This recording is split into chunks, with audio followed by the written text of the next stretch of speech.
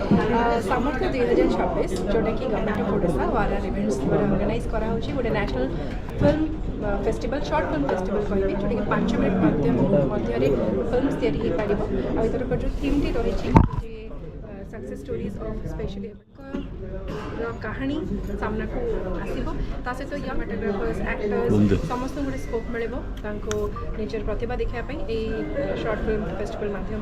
सो मुझे बहुत खुशी गवर्नमेंट ऑफ ओडिशा वारा इवेंट्स पदक्षेप आगुरी ये फिल्म फेस्टिवल आम बाहर देखुलू ओडिशा बाहर किंतु एबे ओडिशा ही ऑर्गेनाइज करा जाउछि दैट नेशनल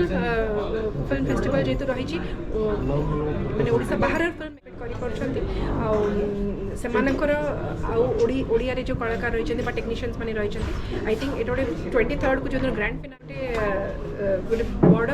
क्रिएटिव माहौल देखा मिले एत जन फिल्म मेकर्स मान so it's a very good जितेबाला कि ओडिया सिनेमा इंडस्ट्री एवं बहुत भल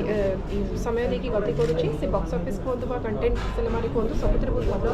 प्रूव कर सारी से समय ये फिल्म फेस्टिवल आने समस्त को एनकरेज करने सहित सामान और आगामी दिन में ये फिल्म फेस्टिवल हेल्ले बहुत फिल्म मेकर्स मैंने बहुत बेटर फिल करेंगे एंड से करियर फिल्म इंडस्ट्री आसवाई एनकरेज हे।